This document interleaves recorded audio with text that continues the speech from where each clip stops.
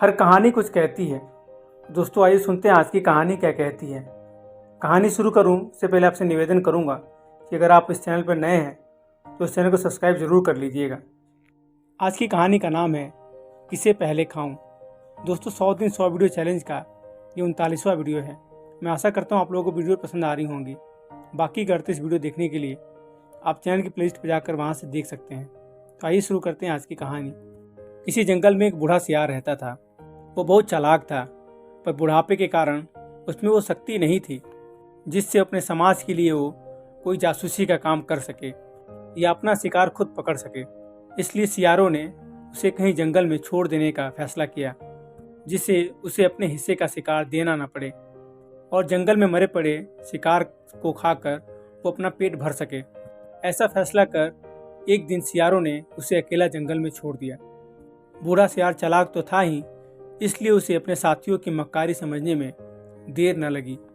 लेकिन वो करे भी तो क्या करे। अकेले विशाल जंगल में रहकर उसका मन बार बार दुखी होता था और मौत का इंतजार करने लगा। कभी कभी उसे शिकार मिल जाता, तब वो भर पेट भोजन करता और अपनी भूख मिटाता था। कई रोज उसे भूखा भी रहना पड़ता था। कभी कभी छोटे प्राणियों को दबोचने में वो कामयाब भी हो जाता था। इस तरह उसका समय बीत रहा था। एक दिन उसने एक शिकारी को जंगल में आते देखा। वह एक कोने में झाड़ी में दुबक कर बैठ गया। वो सोचने लगा, अगर शिकारी मुझे अपना शिकार बना ले तो मुझे इस दुखी जीवन से छुटकारा मिल जाएगा।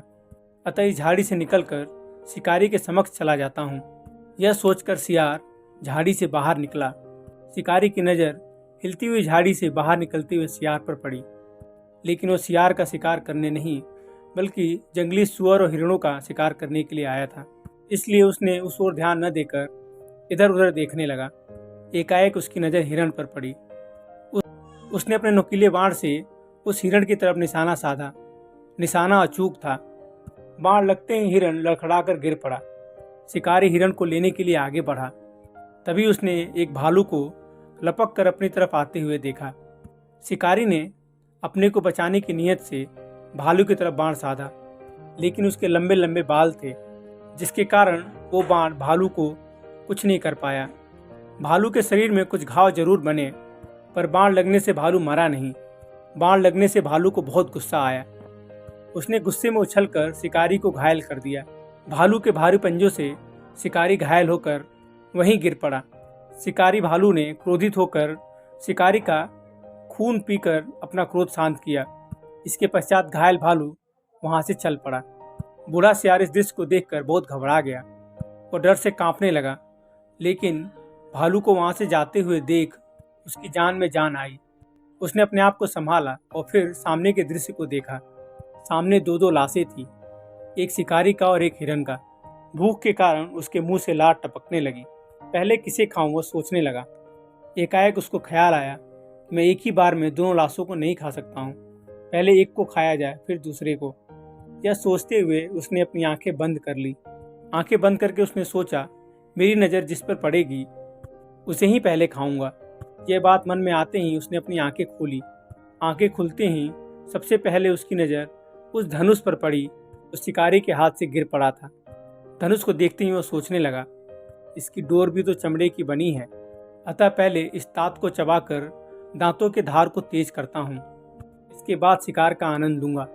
इसी सोच से उसने अपने एक पैर से धनुष के एक कोने को दबाया और दूसरे पंजे से तात को उठाते हुए मुंह की ओर ले गया। लेकिन ये क्या, तांत के लगते ही तांत टूट गया और धनुष के कोने से सिर पर जोर का धक्का लगा। झटके से लगे जोर से सियार धड़ाम से जमीन पर गिर पड़ा और उसकी जान वहीं निकल गई। पेड़ पर बैठे कौवे की जोड़ी को यह दृश्य देखकर समझते देर न लगी कि सियार को उसके लालच का फल मिला है।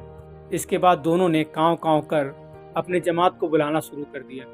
कुछ देर पश्चात सारे कौवे वहां जमा हो गए। उन्होंने सियार के नाम आए शिकार का मांस नोचना शुरू कर दिया और मज़े से दोनों शिकार को खाया। दोस्तों आज की कहानी यहीं ख़त्म होती है और मैं आशा करता हूँ आप लोगों को इस कहानियों से ज़रूर कुछ शिक्षा मिलती होगी। अगर आपको ये कहानी पसंद आती है तो लाइक कीजिएगा, दोस्तों के साथ शेयर कीजिएगा और भी कहानियों के लिए चैनल को सब्सक्राइब जरूर कीजिएगा। मिलता हूँ अगले वीडियो में, तब तक के लिए राधे राधे।